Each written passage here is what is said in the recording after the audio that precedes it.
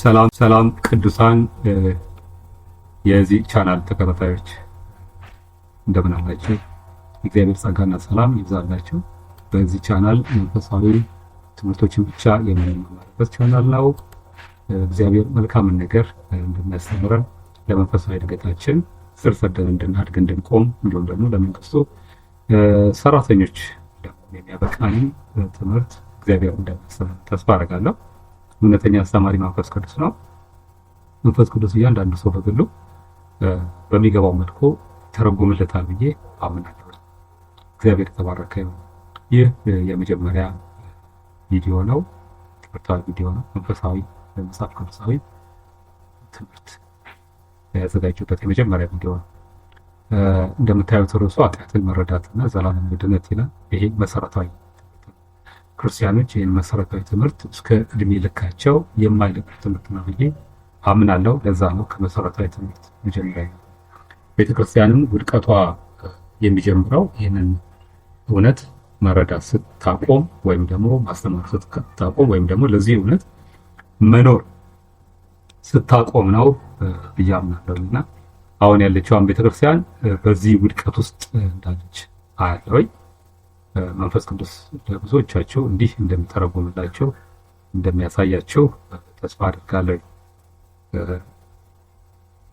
ዘላለማዊ ድነት ሲታሰብ ሁልጊዜ ከኃጢአት ውድቀት ጋር የተያያዘ እንደሆነ መጽሐፍ ቅዱስን በሚቀበሉ ሰዎች መካከል የታመነ እውነት ነው። መጽሐፍ ቅዱስን ይህንን ያስረዳል። የሰው ልጅ ውድቀት ከኃጢአት ውድቀት የመጣ ነው። በኃጢአት የሰው ልጅ ከመውደቁ የተነሳ ነው ዘላለማዊ ድነት ያጣ ነው ብለው ሰዎች ተስፋ ያደርጋሉ፣ ያምናሉ። ለምሳሌ ሙስሊም ብትወስዶ የመጀመሪያ ኃጢአት ውድቀት ከአዳም እና ሔዋን ውድቀት የተነሳ እንደሆነ ያምናሉ። አይሁዶችን ታሩ እንደዛ ነው። እኛ ደግሞ ክርስቲያኖች በመጽሐፍ ቅዱስ ስለምናምን መጽሐፍ ቅዱስ ያለውን ነገር እውነት ነው ብለን ስለምናምን መጽሐፍ ቅዱስ ላይ ያለው ነገር እንደሚያስረዳ ኃጢአት በመጀመሪያ የገባው በአዳም እንደሆነ ታውቃላችሁ። ስለዚህ ስለ ድነት ስናስብ ኃጢአት መታሰብ አለበት። ስለዚህ መጀመሪያ ኃጢአትን መረዳት ይቻላል። ኃጢአት ምንድን ነው የሚለው ነገር ማወቅ አለብን። ኃጢአት ከመጀመሪያው በአዳም በኩል ወይም በአንድ ሰው በኩል እንደገባ መጽሐፍ ቅዱስ ያሳየናል። ሮሜ 5:12-16 እንደምታነቡት እንደዚህ ይላል ቃሉ። ስለዚህ ምክንያት ኃጢአት በአንድ ሰው ወደ ዓለም ገባ ይላል። በአንድ ሰው ነው የገባው፣ ያም ሰው አዳም። በኃጢአት ምክንያትም ሞት ገባ። እንደዚሁም ሁሉ ኃጢአትን ስላደረጉ ሞት ለሰው ሁሉ ደረሰ ይላል። ምክንያት ኃጢአት ስለገባ ኃጢአት በሰው ሁሉ ዘንድ ስለደረሰ ኃጢአት እንዳደረጉ ስለሚቆጠር ነው ሞት ለሰው ሁሉ የደረሰ። በአንዱ ሰው ነው የገባው ኃጢአት በሰው ሁሉ በዘር አማካኝነት እየተላለፈ መጣ። ቁጥር 13 ላይ ሕግ እስከመጣ ድረስ ይላል ኃጢአት በዓለም ነበረና፣ ነገር ግን ሕግ በሌለበት ጊዜ ኃጢአት አይቆጠርም። ሕግ እስከመጣ ማለት እስከ ሙሴ ማለት ነው። ከአዳም እስከ ሙሴ ድረስ ሕግ አልነበረም፣ ሕግ አልተሰጠም። ይህን በደንብ በኋላ ኤክስፕሌን አድርገዋል። ሕግ አልተሰጠም ነበር። ሕግ ባይሰጠም ግን ኃጢአት አለ። ይሄ ነው የድርጊቱን ኃጢአት ሳይሆን ኃጢአት በሰው ውስጥ ነበረ። ኃጢአት ባልሰሩት ላይ እንኳን ይላል ቁጥር 14 ላይ፣ ነገር ግን በአዳም መተላለፍ ምሳሌ ኃጢአት ባልሰሩት ላይ እንኳን ይላል። ኃጢአት ባልሰሩት ማለት ነው ቢያደርጉም ኃጢአቱ እንዲቆጠር የሚያደርግ ሕግ ስለሌለ ሊፈረድባቸው ጀጅ ሊደረግባቸው አይችልም። ሕግ የለም ተብሎ ግን ኃጢአተኞች አይደላችሁም ግን አይባልም። ምክንያቱም በአዳም መተላለፍ ምሳሌ ኃጢአት ባልሰሩት ሁሉ ላይ የኃጢአት ዘር ስለነበረ ከአዳም ጀምሮ እስከ ሙሴ ድረስ ሞት ነገሰ። ያው ነው ከመሞት ነፃ ሊያደርጋቸው የሚችል ነገር አልነበረም። በውስጣቸው የኃጢአት ዘር ስለነበረ አዳም ይመጣ ዘንድ ላለው ለእርሱ አምሳሉ ነው እና ይመጣ ዘንድ ያለው የሚለው ያው ኢየሱስ ክርስቶስ ነው።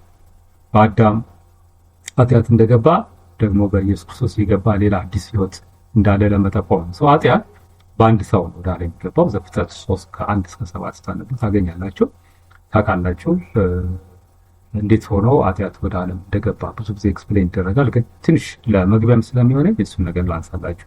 የገባበት መንገድ እውቀት ነው ወይም ሐሳብ። ስለዚህ ኃጢአት የሚባለው ነገር ራሱ ሐሳብ ነው ማለት ነው፣ እውቀት ነው። ያ እውቀት ነፍስ ላይ የሚቀመጥ ነው። እግዚአብሔር የመከረው ምክር አለ አትብላ። ሴጣን ደግሞ ሌላ ምክር መከራቸው መጥቶ ብሉ የሚል ምክር መከረ። ከእግዚአብሔር ይልቅ የሴጣንን ምክር እውነት አድርጎ ተቀበለ፣ በተግባርም ፈጸመው አዳም። ስለዚህ አሜን ላልነው እውቀት መታዘዝ አያስቸግረንም ማለት ነው። አሜን። ይሄ አዳም ኃጢአት ስለነበረበት አይደለም የታዘዘው፣ ማንነቱ ነው። ተፈጥሮ ነፃነት ስለነበረው ለየትኛውንም እውቀት ራሱ ሰምቶ በራሱ ግንዛቤ ተረድቶ ወደ ውሳኔ መምጣት የሚችልበት ራይት ነበረው፣ መብት ነበር። ያ መብቱ አልተወሰደም። ስለዚህ ያንን መብቱን ተጠቅሞ በነፃነት የመኖር መብቱን ተጠቅሞ ከእግዚአብሔር ይልቅ የሰይጣንን ምክር ትክክል ነው ብለው ወሰደ። እውቀት በጣም ከባድ ነው። ለሔዋን ልክ እንደነገራት ሁልጊዜ የምታየውን ፍሬ ነው እንግዲህ በዓይኗ ፊት ያማረ እንዲሆን ያደረገው የገባው እውቀት በዓይኗ ፊት ያንን የምታውቀውን ፍሬ የተለየ አድርጎ አሳየ። አሜዚንግ። ስለዚህ ከዚያ ሰዓት ጀምሮ ያው ክፉና መልካሙን የመለየት እውቀት ወደ ሰው ገባ ማለት ነው። ይሄ ማለት ምን ማለት ነው? መጀመሪያ መልካም ብቻ ነበር ማለት ውስጣቸው መልካም ብቻ ነበር፣ ክፉ አያውቁም ነበር። መልካም ብቻ ያ ማለት ነው ምን ማለት ነው? የእግዚአብሔር ባህሪ ማለት የእግዚአብሔር ባህሪ መልካም ብቻ፣ በሱ ዘንድ ክፉ የለም። እግዚአብሔር የመልካም ነገር ሶርስ ነው። ስለዚህ ከእግዚአብሔር ዘንድ የሚገኘው መልካም ብቻ ነው። ስለዚህ እግዚአብሔር ሁሉ ጊዜ መልካም ነው። መጽሐፍ ቅዱስ እንደዛ ይላል። እግዚአብሔር መልካም ነው። ስለዚህ እግዚአብሔር መቼ መልካም፣ ሁሉ ጊዜ መልካም፣ ክፉ ሆኖ ፈጽሞ አያውቅም። የክፉ ሶርስ አለ። የክፉ ሶርስ ሌላ ስለነበረ አዳምና ሔዋን ውስጥ የነበረው መልካም ብቻ ነበረ። ከሌላ ሶርስ እንደገና ሌላ ነገር፣ ከሌላ ምንጭ ሌላ ነገር ቀዱ፣ ክፉን ወሰዱ። ስለዚህ ክፉንና መልካምን ሁለቱን የመለየት እውቀት ውስጣቸው ገባ ማለት ነው። ተገደው አይደለም፣ አስገድዶ አላበላቸውም። ሰይጣን የበሉት በፈቃዳቸው ነው፣ አምነውበት ነው፣ ተረድተው እሺ ብለው አገናዝበው አይታ ነው። እንደውም አይታ ግን ስብከቱ በጣም ከባድ ነበር። በጣም ከባድ ነው ስብከቱ። እንደ እግዚአብሔር ትሆናላችሁ። ላቅ ያለ ነገር ነው ሰይጣን የሚናገር። ማናችንንም ለመጣል የሚመጣ ሐሳብ ባይዘው ላቅ ያለ ነገር ይዞ ነው እንጂ የወረደ ጨለማ ይዞ አይመጣም። ብርሃን የሚመስል ነገር ይዞ ይመጣል። ላቅ ያለ መክበርን፣ ፊተኛ መሆን፣ መላቅን። ምክንያቱም ሰው በባህሪው ይሄንን ይፈልጋል። የሰው ባህሪ ነው። ሰው ዝቅ ማለትን አይፈልግም። ሰው ዝቅተኛ ኑሮ አይፈልግም። ስለዚህ ላቅ ያለን እንደዛ አይነት ፍጥረት ነው። ፍጥረት ራሱ ሰው ሲፈጠር ገዢ ተደርጎ አይደል የተፈጠረው። ስለዚህ ከዛ ፖዚሽን ላቅ ያለ ፖዚሽን የሚፈልግ ማንነት ውስጡ አለ። ስለዚህ እንደ እግዚአብሔር ትሆናለህ ሲባል አዳም በሰዓቱ ከሱ በላይ እግዚአብሔር ብቻ ስለነበረ ያንን ፖዚሽን እንዲመኙ አደረጋቸው ማለት ያንን ስፍራ እንዲመኙ ረሃብ ለቀቀባቸው። እንደ እግዚአብሔር ያደርጋቸዋል ሲባል አስበውትም ላያውቁ ይችላል። እንደ እግዚአብሔር የመሆን ፍላጎት አስበውት ላያውቁ ይችላል። ግን ምኞትን ጨመረባቸው፣ ፍላጎትን ጨመረባቸው። እንደ እግዚአብሔር መሆን ግን ከነሱ በላይ እግዚአብሔር ነው ያለው። እንደሱ መሆን ደግሞ ትልቅ እንትን ነው፣ መታደል ነው። እንደዛ የሚያደርገኝ ከሆነ ለምን አልሆነ? ፈጣሪነቱን ረሱት። ይሄንን ሁሉ ነገር ስልጣን የሰጣቸው ምድር እንዲገዙ፣ በምድር ያለውን፣ በየብስ ያለውን፣ በባህር ውስጥ ያለውን ሁሉ እንዲገዙ የሰጣቸው እግዚአብሔር እንደሆነ ረሱት እና እሱም መሆን ተመ በጣም ከባድ ነው። እንደ እግዚአብሔር መሆን ማለት ዩኒቨርስን ማስተዳደር ማለት እቺ የነበሩበትን ምድር ሳይሆን ሌላንም ዓለማት የማስተዳደር ፍላጎት ውሳቸው አስገባ። እዚህ ምኞት ጫረባቸው። ምኞት ደግሞ ጸንሳ ያው ኃጢአትን ነው የምትወልደው። በዚህ ኃጢአት አመጣች፣ እንዲበሉ አደረጋቸው እና ሁልጊዜ የሚያዩት ፍሬ የተለየ ያደረገባቸው እውቀት ነበር። ስለ ኃጢአት የሚነገር እውቀት ሁልጊዜ ሲነገራቸው በጣም ያማረ እንዲመጣ የሚያደርገው እንትኑን የእውቀቱ አገላለጽ ከፍላጎቶቻችን፣ ከምኞቶቻችን፣ ከመሻቶቻችን ጋር ሲጋጠም ያ እውቀት እኛን ይገዛናል። ከዛ እውቀቱን ለራሳችን ተቀበልነው ማለት አሜን አለ ማለት። አሜን ካለ ደግሞ መታዘዝ እንችላለን። ኃጢአት እንደዚህ ነው ባይዘው የሚፈጸመው። እናያለን፣ እናስባለን።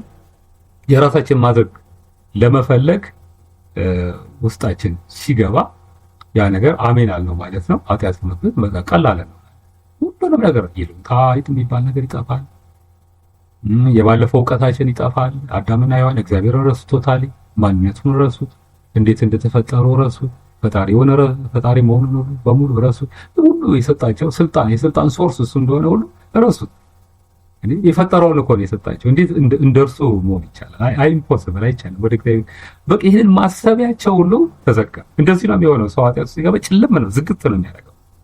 ሌላውን ሳይድ እንዳል ዝግት አድርጎ አንዱን ይከፍታል። ሰው እንደዚህ አይነት ተፈጥሯል።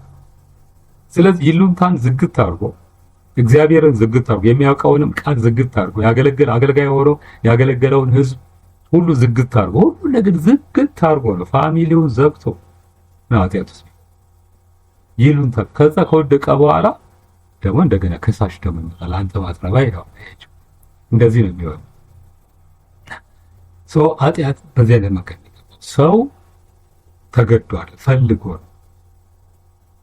ሲወድቅ ሰው ኃጢአት ስለነበረበት አለ ነፃ ፈቃድ ስለነበረ የመምረጥ ፍላጎት አገናዝቦ የመቀበል ተፈጥሮአዊ ማንነት ስለነበር ያ ተፈጥሮ አገናዝቦ የመቀበል አሜን ማለት ተፈጥሮአዊ ማንነት ነበር።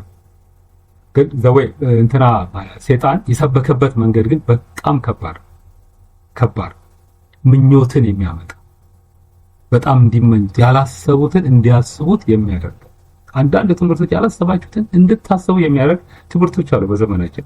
በተለይ ወደ ልቀት ይወስዳችኋል የሚል አስተሳሰብ፣ እንደዚህ አይነት አስተሳሰብ ያላሰባችሁትን ያልተመኛችሁትን ወደ ውስጣችሁ መጥቶ ማያውቀውን ነገር እንድታስቡት ያደርጋችሁ፣ ውስጣችሁን እንድትከተሉ ላያደርጉ ይችላሉ። አንዳንድ አስተሳሰቦች በጣም ከባድ ናቸው እና ጥንቃቄ ይፈልጋሉ። ይሄ ተፈጥሯዊ ማንነታችንን ተከትሎ የሚመጣ የሰይጣን አስተሳሰብ ተፈጥሯዊ ማንነታችንን ደካማ ሳይዳችንን ተከትሎ የሚመጣ። ለዚህ ነው የእግዚአብሔር እውቀት የሚያስፈልግ። ኦልዌይስ በእግዚአብሔር እውቀት እየተሞላን ስንሄድ እነዛ ነገሮች እያጠራናቸው ነው።